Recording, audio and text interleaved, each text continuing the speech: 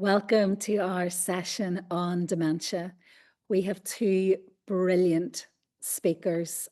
I can't wait to hear them, and I know you'll be exactly the same.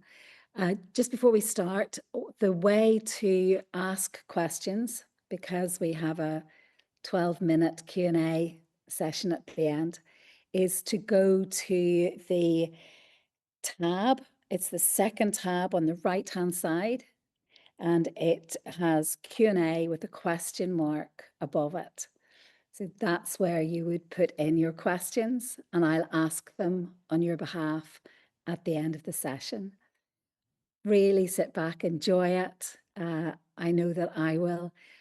Becca, we're absolutely delighted to have you to start. So let me introduce Dr. Becca O'Brien.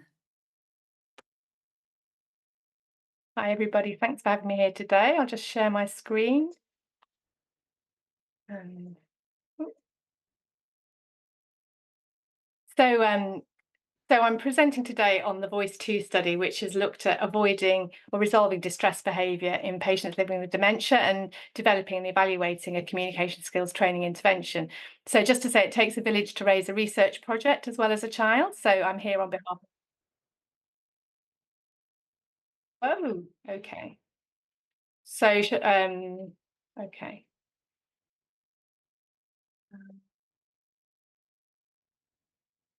Just while you're doing that, from the audience's point of view, we've had a dress rehearsal and it always happens, doesn't it? It works beautifully whenever we're practicing it, and it's coming up now, Becca. You've just started. That's fantastic. Yeah, Okay. Hang thank on. you. Okay. So you heard me saying this now. Okay, so there's the village on the screen. Um, and just to say that we were funded by the National Institute for Health Research, their HS&DR programme. You'll see a few videos from the research in the presentation, so we have permission obviously to share those, but please don't re-record the video clips yourselves. The original names are silenced in the recordings and any original names are changed in the transcripts. So this is before any of you lose concentration. So this is hot off the press. So we just launched our website this week, which contains an online version of some of our training. So if you're interested in finding out more afterwards, please have a look. It does need to have some amendments. So just to say that the correct logos aren't all on there yet, so I'm in a bit of trouble there. So that there'll still be some amendments. And if you want to give me any feedback, then that would be great. So the background to our study. So this is a follow-on study to the Voice study, the original study, which looked at communication between healthcare professionals and people living with dementia on hospital wards, and specifically those who had communication difficulties.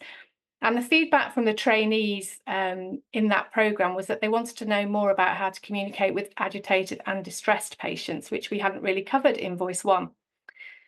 So we know from our experience, don't we, that different communication practices can calm or provoke distress, but we found there was little research on the linguistic and non-verbal features of talk that might work best to do that, to avoid or resolve distress in people living with dementia on the hospital ward. So that brought us to, this was the title of the funded study, so the development and testing of communication skills training for hospital healthcare practitioners caring for people living with dementia to avoid or resolve episodes of distress. So it was a mixed method study. And just if you don't know, VOICE stands for Videoing to Improve Communication Education. And that's because videoing is central to our research and to our training.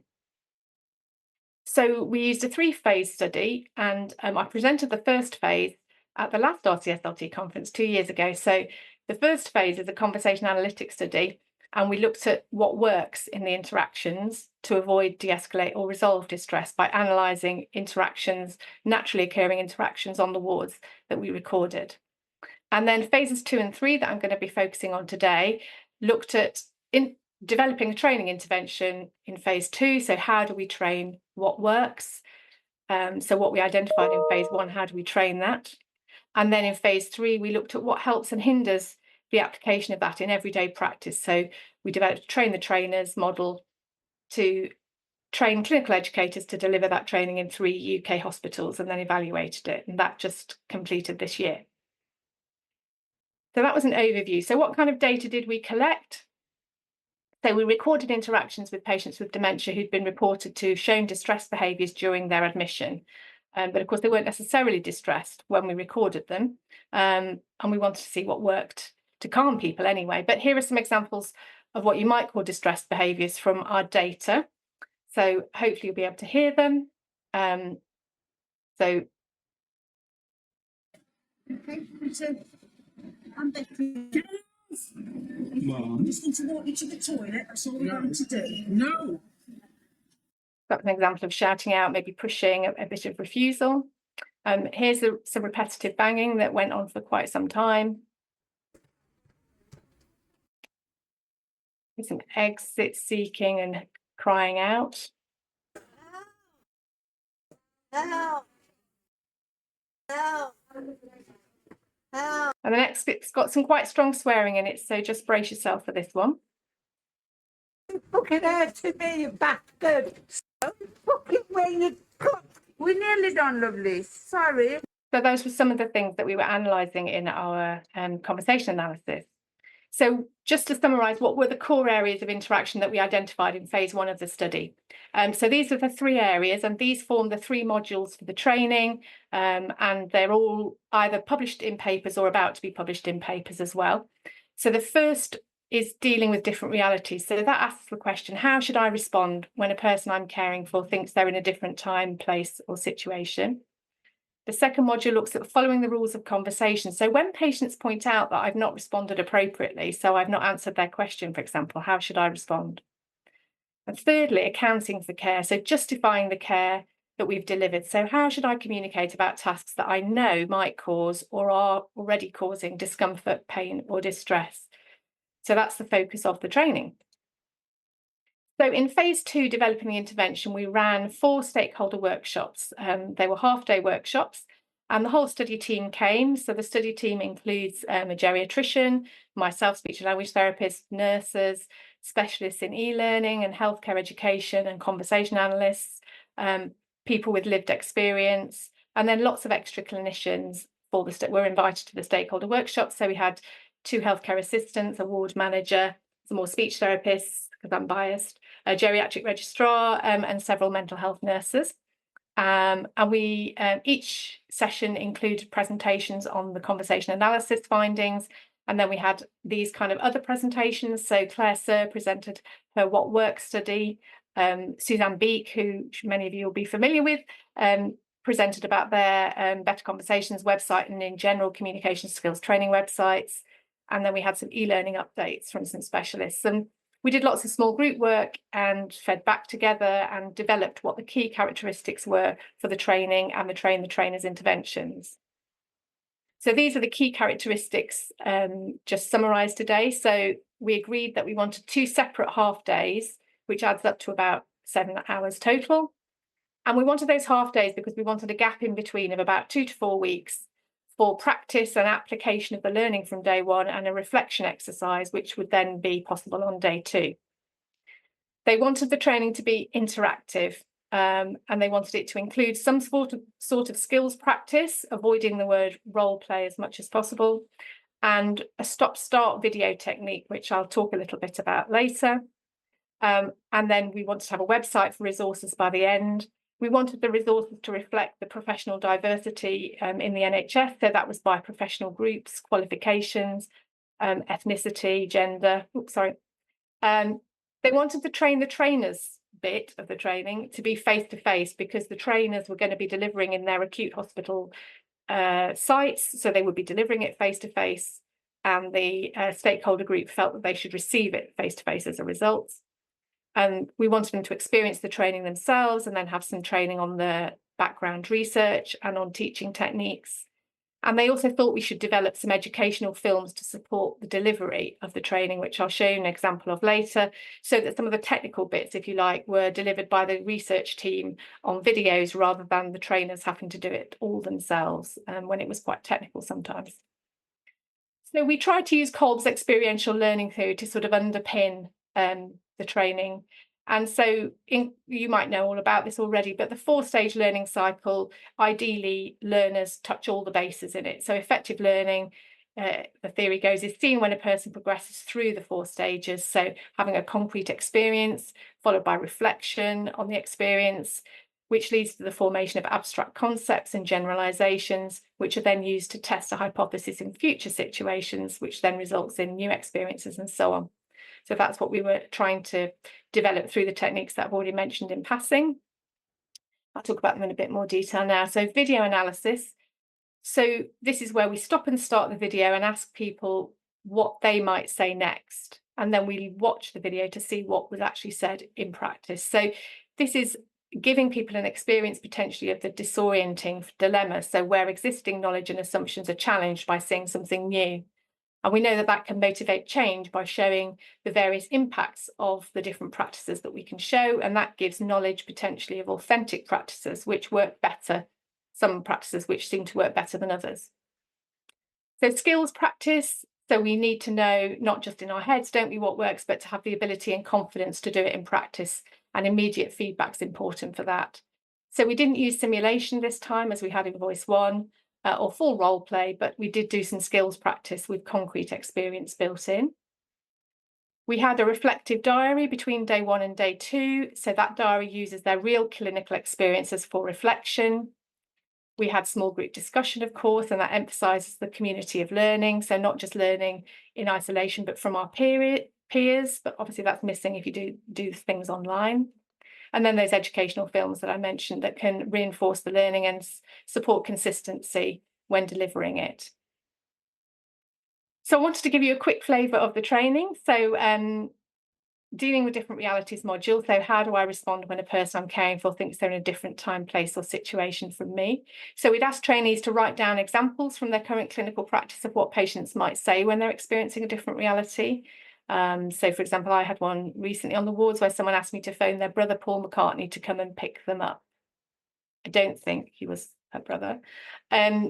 So how do we see healthcare professionals responding to these kind of different realities from patients in our videos? So I'm going to play you one of the educational videos now. So this is Professor Alison Pilnick explaining the continuum, the response continuum that we saw when in our healthcare professional responses.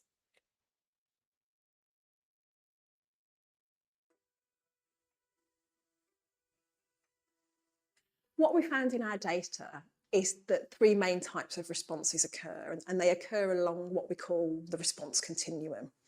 So at the one end, you've got responses that challenge or deny the patient's reality. So somebody might believe they're at home in their own house, and you might keep telling them that actually where they are is in hospital. What you've got at the other end are responses that go along with the patient's reality and develop or elaborate that in some way. But what we also found was that those 2 types of responses at either end are in the minority in our data, and where most of the responses happen is in the middle of that continuum.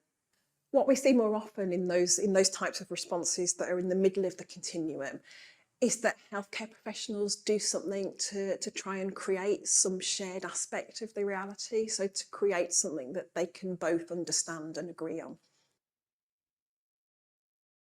So now we're going to watch a clip of a patient, Julie, who's been walking around the ward for some time, continuously repeating that she wants to go home. So she says, I want to go home repeatedly. We did see her earlier calling out help actually as well. She's having one-to-one support from this healthcare assistant, mainly because she's at risk of falling. So we'll just watch a short clip first. I want to go home. I know you do. I understand that. Want to go home. So then we ask the trainees, what might you say in response? And we have collect together some examples of the sorts of things that they might say to respond. And then we watch how it plays out in the original interaction. I want to go home. I know you do. I understand that. I want to go Who's home. At home? I want to go home. Can I ask you, who lives at home? Yeah, do they? So then we'll ask, where does the healthcare assistant explore Julie's reality and how does Julie respond? So this is an example of exploring, what we call exploring reality. So these are the example, who's at home, Julie? Julie, can I ask you, who lives at home? So the healthcare assistant here asks this really simple question about who lives at home, which explores Julie's own topic of being at home further. And Julie is able to respond with a related answer about her parents, me dad and me mum. This breaks her out from her repetitive request to go home and gives the potential for a new and important area of shared understanding and conversation.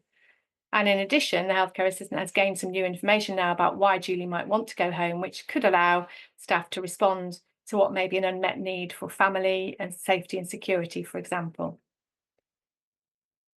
And then right at the end of the session, we'll do some skills practice. So this activity takes their own examples from the start of the session. So my example about Paul McCartney, for example, and then so we take those examples of what patients say when they're in a different reality and give the trainees an opportunity to practice with each other the various responses they might try having received the training. And we do that in pairs or trios and small groups. And we've published this reality work already in Social Science and Medicine, and that's a great article on the right by Alison Pilnick in The Conversation. If you Google Alison Pilnick in The Conversation, it'll come up. And that's a summary, an accessible summary of the training on different realities. So phase 3 of the study, the evaluation. So the training was implemented and evaluated in 3 acute UK hospitals, and we trained 3 clinical educators at each of those sites. At 2 of the sites include speech therapists. We had an OT, we had mental health nurses from liaison psychiatry teams. We wanted people who had training other staff in dementia and communication, ideally in their job description. And we asked them to train 2 staff from 2 wards at each site, with an aim of training 50% of the ward staff. And we underpinned the evaluation with Kirkpatrick's 4-level model. And we collected a wide range of data, quite complex observations, interviews and surveys. So I'm giving a distressingly brief summary today. It's been published as a preprint, and we're just doing amendments to the paper before it gets published fully, hopefully soon. So this is Kirkpatrick's framework for evaluation, which starts with reactions at the bottom, learning, behaviour and results or outcomes at the top. So at level 1, we asked, did the healthcare professionals find the training relevant and useful to their role? At level 2, do the healthcare professionals acquire new knowledge, skills and confidence? So we had questionnaires and pre and post measures of knowledge on confidence scales as well. At level 3, do the healthcare professionals change their behaviour following the course? So we had some observational measures, and we also interviewed staff. So sometimes they reported changes in their behaviour, as you'll see. And then did patient care improve? So we looked at the impact on the wards in terms of agitation, doing some ward measures. We interviewed ward managers and family and friends informally on the wards. We also interviewed trainees and clinical educators as well as managers about what the ward culture and patient care looked like afterwards. So the trainees managed to train 145 staff across all the sites. 120 of those completed both of the training days, and 1 site achieved the 50 staff trained. And you can imagine the challenges were mostly around room booking and releasing staff, of course, and our research timings made things slightly more challenging for people. So in terms of that level 1 reaction to the training, so 91% of people intended to use the training in practice, and they rated and described the training as highly relevant, engaging and well structured. They liked the 2 half days, they liked the interdisciplinary nature, they commented on the interactive elements, including the skills practice and the video content and the group discussions. So someone here saying, I really liked the video clips and the transcripts. You'd like immerse yourself in the scenario sort of thing, like that is a patient that I've seen or could be. And someone else saying it's very relatable with the videos that they showed. It shows it also happens in other hospitals. In terms of learning, knowledge scores were high at baseline anyway, but there was a small statistically significant increase across the sites when they were combined. There was a large and statistically significant increase in self-rating of confidence in caring for people with dementia. So 88% were confident using the techniques after training. And they described a range of learning. So this is an example around the reality one. So before, all the time, I always bring them to the reality. So reorientation, in other words. I didn't know before that you could join them and then explore a bit of what they're experiencing, because they could be in a different time of their life. There was a range of behaviour change described as well. So across all the trainables, we could see examples particularly in the interviews. So the lady that I went to, she was saying she wanted to go home. Before, I'll try to say to her, okay, if you have your dinner, you can go home. But I don't do that anymore. I just ask her, have you spoken to anybody in regards to going home? So I haven't found myself going back to it, because from the training, I see that it's not really fair on them and it doesn't work. There was a really big increase in confidence and communicating with distressed patients. And one of the ward managers commented, I've certainly seen staff that have attended the training being a lot more confident in how they are with dementia patients on the ward. Her training nurse associate said, from the start, yes, it was brilliant. And you can see that confidence that they have now in what they're doing.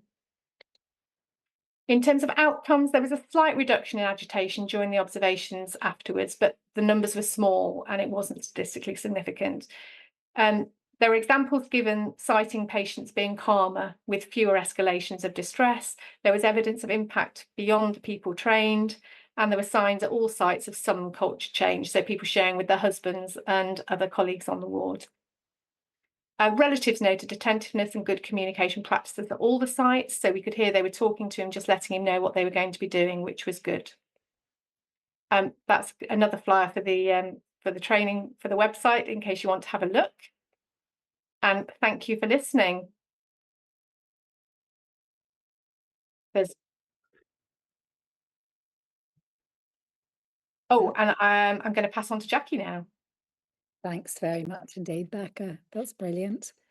And the website is on that.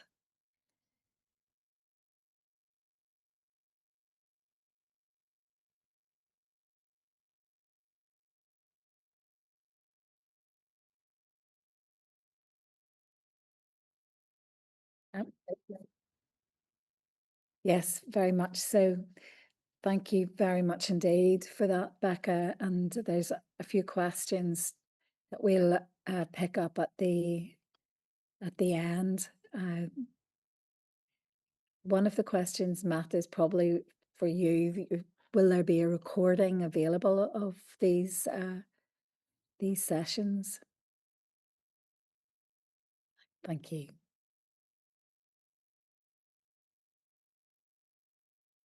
Be delighted to, Jackie. I just think this is such a luxury to have both Becca and yourself here. They're so complimentary. I'll hand over to you. Thank you again. Hi there. Thank you. So I'm going to talk about the interactional skills of healthcare support workers who work on with people with dementia in mental health settings. So that's where I've kind of spent most of my career, in kind of mental health. So this is part of a broader research project looking at it's called a care aesthetics research exploration. And it's a project that's involving theatre practice, nursing and speech and language therapy. And it's funded by the Arts and Humanities Research Council. So James Thompson's the chief investigator, and then John and I have been working with Kate and Rika on the healthcare support workers part of the project. So this is the broader whole kind of project. There's our bit in blue, but there's also a bit looking at arts-informed practices with people with dementia in care homes, home care workers, and then what's called it sounds grand, the aesthetic practices involving in the distribution of food sharing to excluded communities. So, and you can see on the surface, they all appear quite diverse, but it's the fact, it's care and how we care for each other that kind of underpins all of these, really. And I'm just going to move my tab because I can't see my writing. It says, it comes from James's book, which is about care aesthetics, where he poses the question, should we consider care a craft or artful practice? And in particular, thinking of holistic sensory elements of healthcare that contribute to overall experience and well-being. So that was kind of where the kind of theory comes from. So care aesthetics is a kind of relatively new theory, I would say.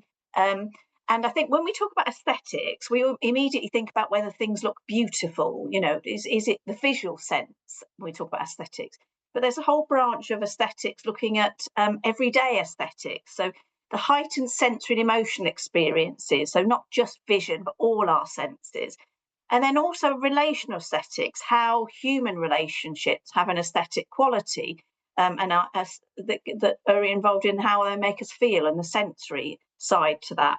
So care aesthetics kind of takes those two, and it's not just about the appearance of care, it's about the experience of the senses in care and how a care moment's made up of interconnected bodily practices that combined for the sensory experience for both parties. So this isn't just about the person receiving the care, it's also about the person delivering the care, really. So when we talk about this to, workers, what do they say? Well, the first thing they go is care aesthetics. Oh, what are you talking about?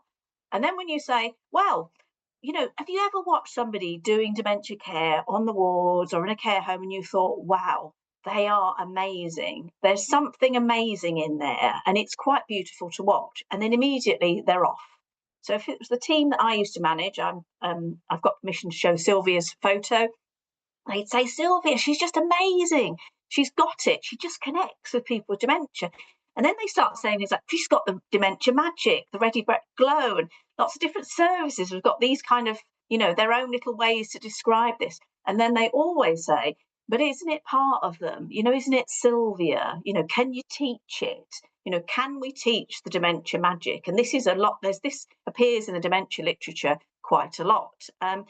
And I think, following on from Becca's, I think while some of it might be associated, I think we have to think about how did people learn? And the dementia magic has been crafted, I think, over many years. So we're talking about healthcare support workers. We're obviously talking about unregistered staff, aren't we, that are supervised by registered practitioners. And a recent report found that there was 96 job titles alone in mental health. I think my time as a manager in mental health, I'm responsible for at least a few of those. But a lot of health and, a lot of people come to us without experience of health or social care. They learn on the job. They work alongside role models. We provide in-house training. And these staff have very high patient-facing duties, don't they? They're thought to represent 28% of the NHS workforce and yet get less than 3% of the NHS training budget. And on our dementia wards, if we look at nursing shift patterns, there will always be more support staff than registered nursing. So sometimes in the sense of, 4 to 1 or double the number of support staff, depending on, whether it's days or nights. Just quickly, when I'm talking about mental health wards, so in contrast to Becca was talking about acute wards, I'm talking about mental health wards in mental health trusts where people are generally admitted under a section of the Mental Health Act. And our wards kind of support both the social care and the kind of health system. So people admitted from their own homes, from nursing homes, from hospital wards. And obviously people with dementia in these settings have very complex behaviours in terms of need, significant communication disability and multiple physical and mental health comorbidities, so depression, delusions, that kind of thing. So what does it all mean? Well, in these wards, the older adult mental health wards are the highly complex settings, probably in terms of dementia, one of the most complex settings, and the largest staff group on the ward that spend the most time with patients get the least training, don't they? So it's a kind of interesting conundrum, isn't it, when we kind of unpick it all, really. So our project was looking at 3 wards in 2 different mental health trusts, and Kate and Rika went off and did loads of ethnographic observations where they made detailed notes, and they would occasionally also do these snapshot things where they'd kind of go, so explain to me why you did it that way, or what was your thinking behind that?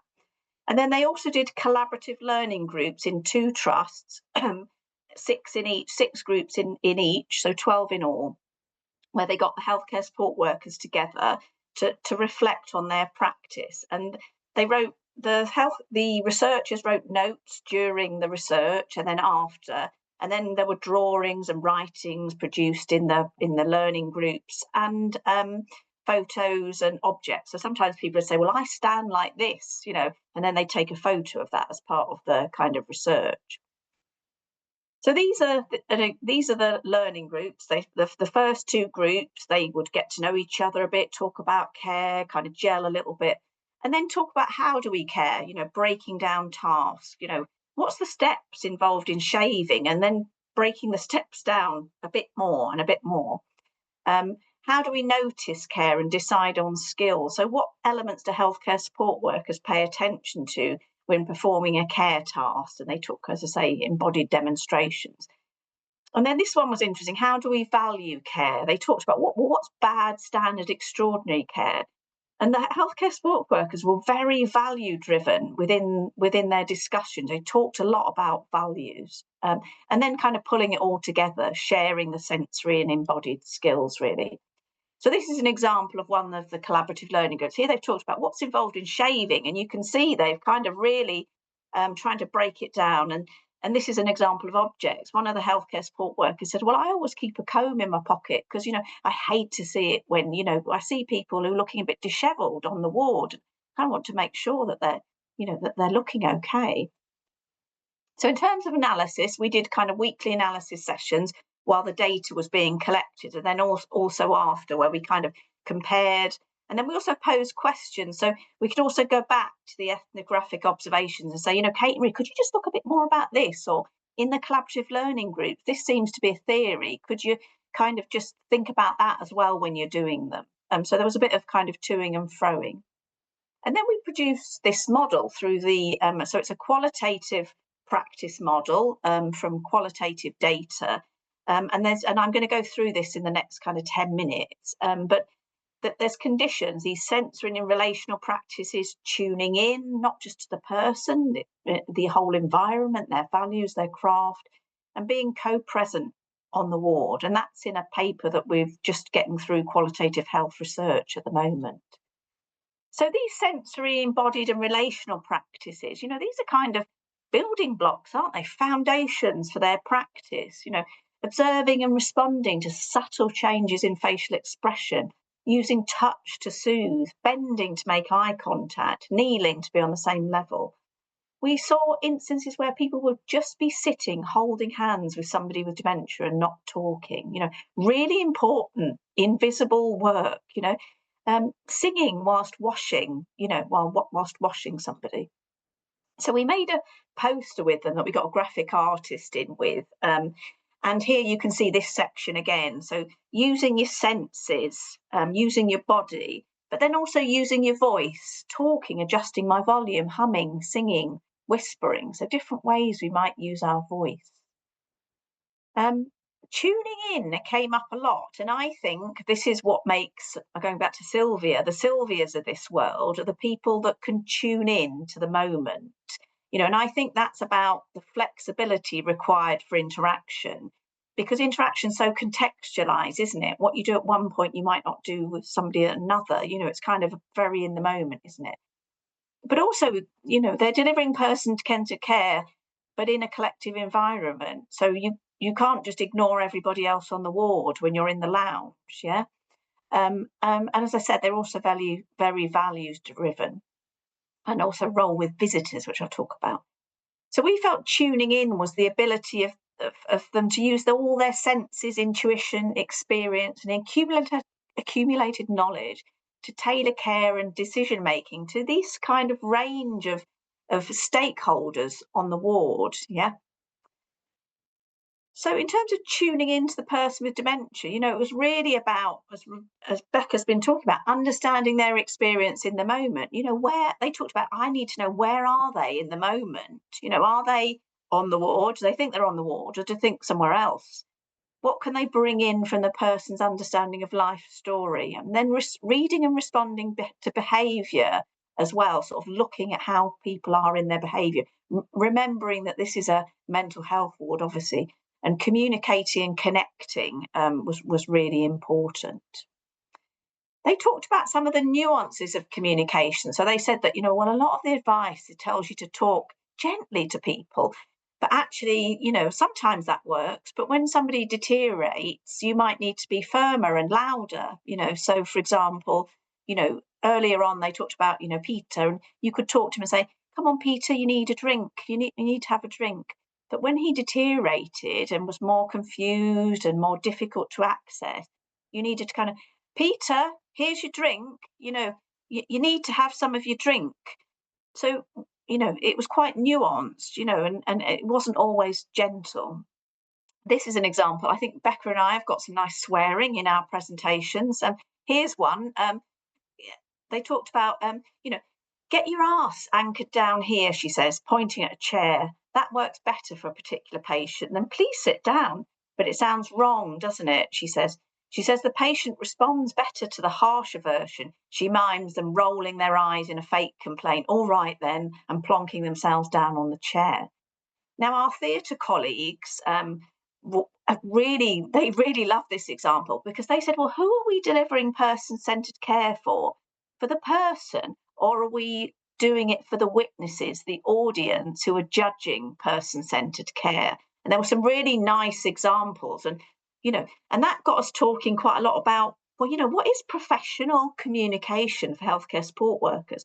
Because they talked a lot about using jokes and banter, for example, during self-care, and I think that's quite different to professional care that doctors might deliver, for example. So I think there's something in their work that's a bit different, really.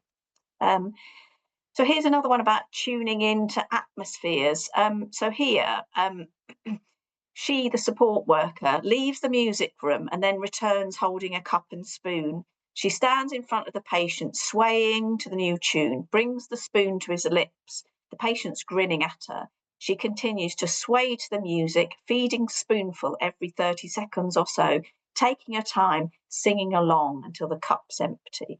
And this kind of indicates some of the micro decisions that these healthcare support workers skillfully make. So nobody said, no, oi, Julie, he's nice and calm during the music group. Go and get, she just picked up the atmosphere and just kind of did it, really. So there's lots of micro decisions in their practice.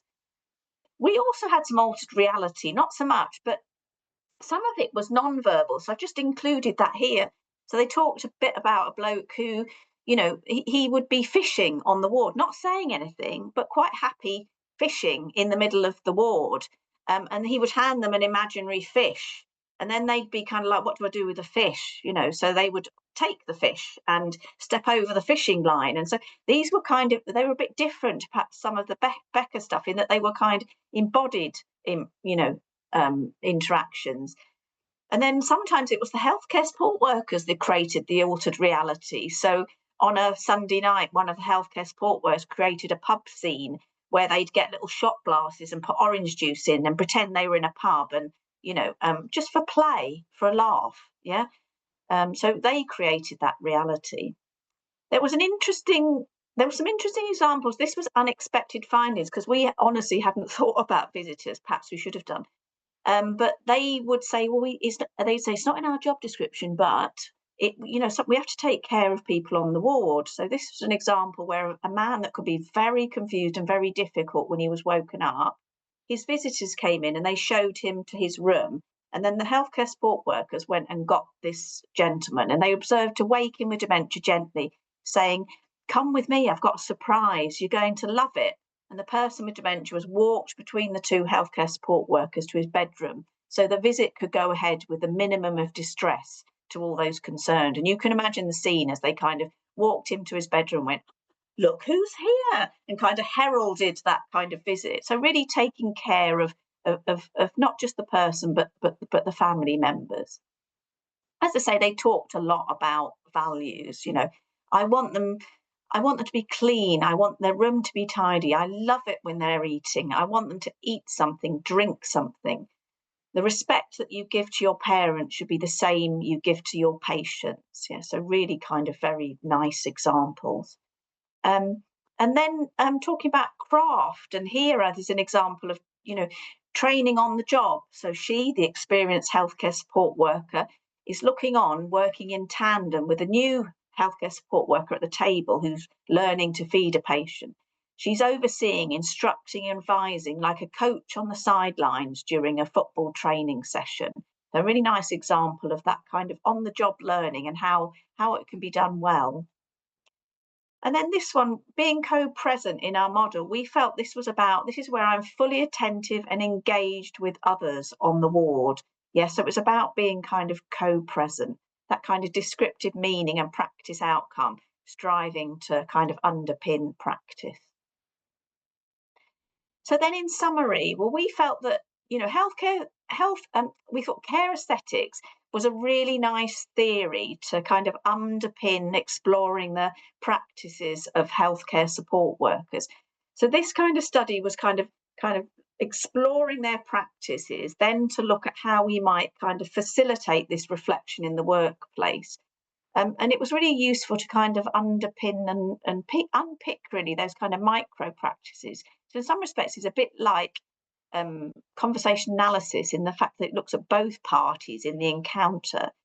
And it really underpinned that kind of person-centred positive practice that Kitwood talks about back in the 90s, recognition, negotiation, collaboration, facilitation, but also play. We saw lots of play, games, banter and jokes, which were entirely appropriate.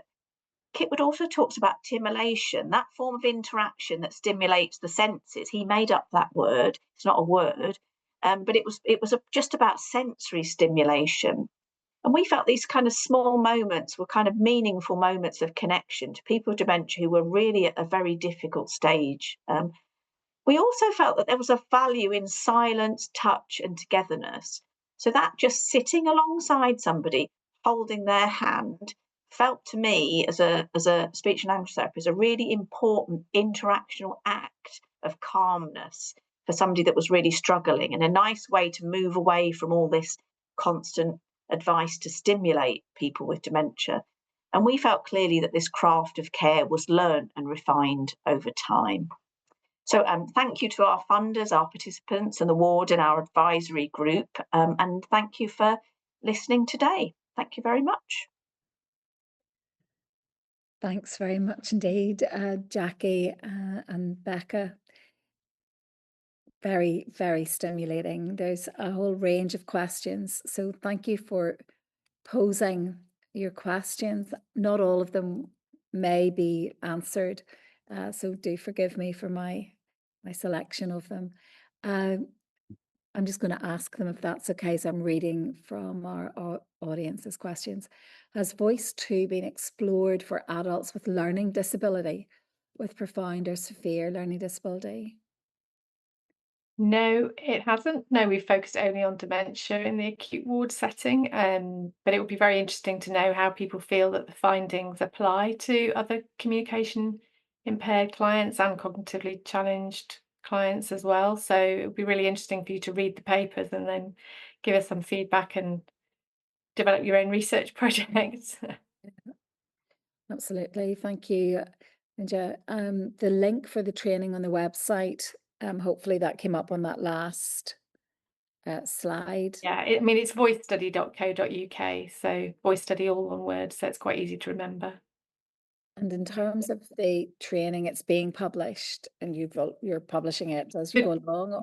The training, the face-to-face training is not published as such. The evaluation is that the research is published, but the training program itself, the version that I've rewritten it essentially for an online version. It's obviously not the same, as we all know, as face-to-face training, and we know that the evidence is best to face-to-face training for face-to-face training. So, but people could use it. So I think you'll have to tell me, but it would be interesting to know whether a speech and language therapist who'd worked through the module themselves felt they could then use the module with an audience, if you like. So whether you could scroll through it with an audience, and it asks the questions like what I've tried to do, where before we would have asked the question of the audience, as it were, and the facilitator would have facilitated that. Obviously, all you can do on an online resource is ask yourself the question and then choose whether or not you reflect on it or just skip through as quickly as possible. So you could ask that to an audience and then see how it worked. So it's not exactly the same. It's not got all the same, but it's not got as many video clips in it as the face-to-face. But yeah, it would be great to know how people get on with it. And is that accessible then through the website? Yeah, so the online versions, yeah. So you just have to register to the website's accessible, it's publicly accessible, and you only have to register with your name and email address just so that we know you're not a bot. Yeah. It turns out. Yeah, very lovely. That's amazing for people to be able to pick that up. Just a couple more questions for Becca in terms of the outcomes. So why do you think the outcomes from the patient perspective were more patient's perspective were more modest than the staff confidence ratings? So why do you think the outcomes from the patient I perspective? don't think, well, we didn't have patient outcomes as such. The nearest to patient outcomes were the interviews with patients and family, which obviously we'll appreciate would be limited in terms of what the output. And we weren't asking.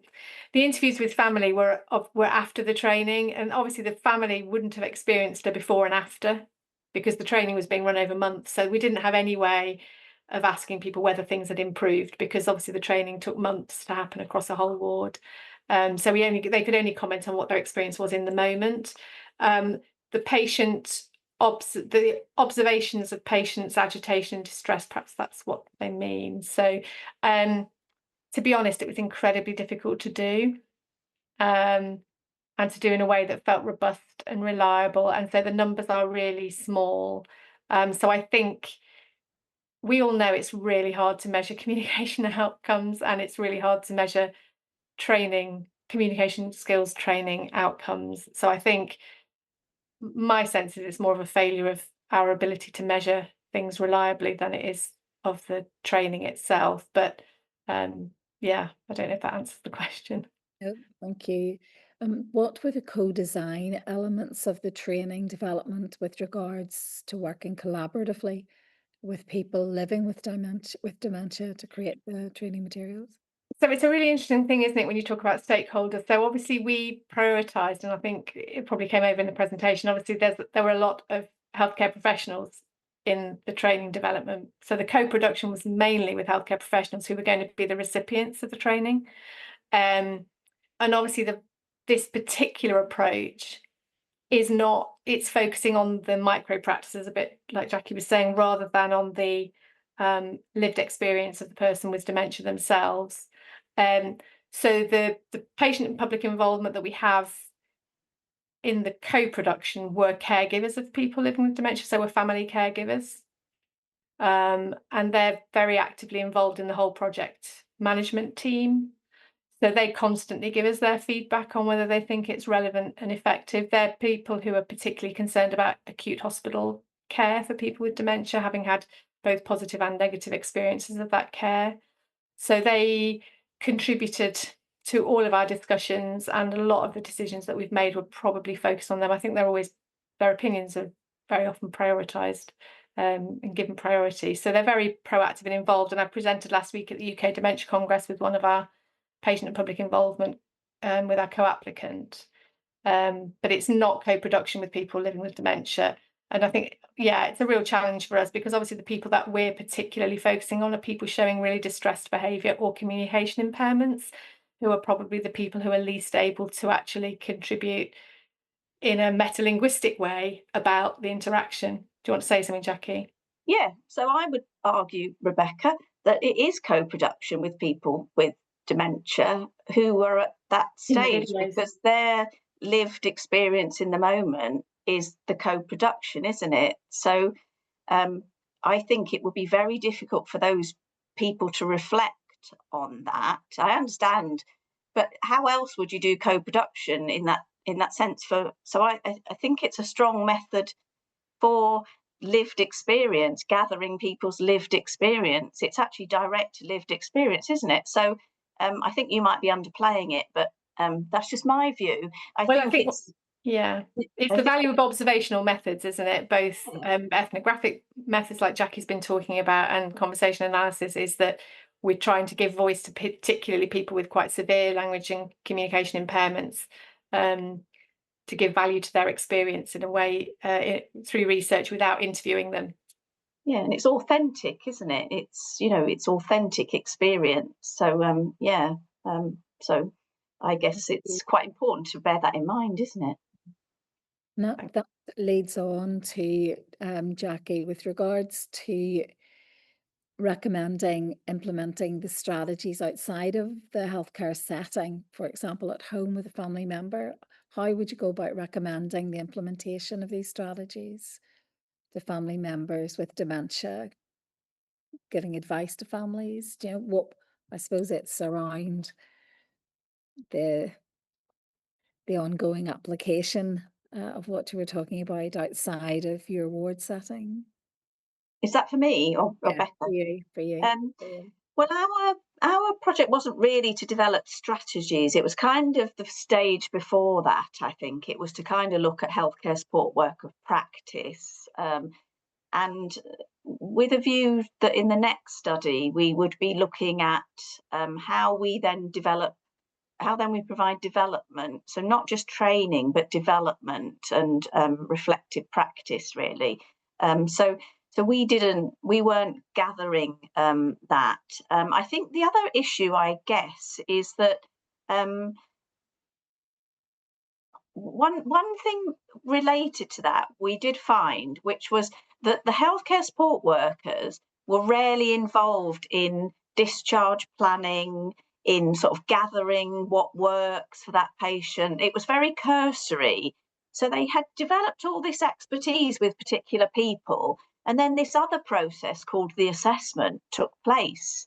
And the assessment was kind of not about that. And what was a bit weird about it was many of these people were then going to social care settings where other care workers were going to have to look after them. So very few of our patients go back to their own home. Most of them go to nursing and residential homes due to the challenging nature of their condition.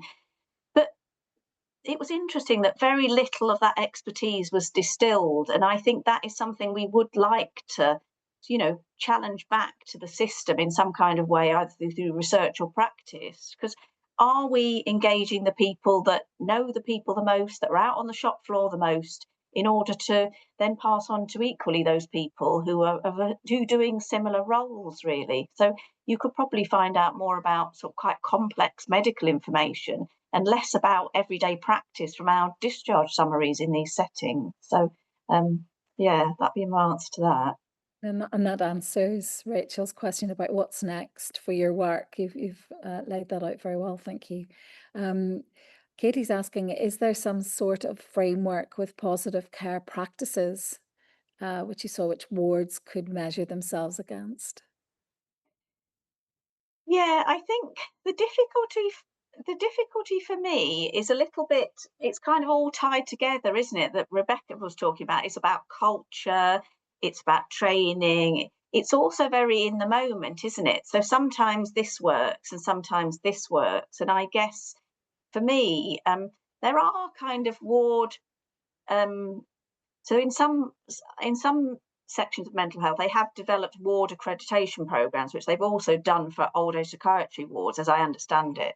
And there's certain things they look and inspect. But for me, it kind of feels like this is part of something bigger, really, in terms of that, culture of reflection.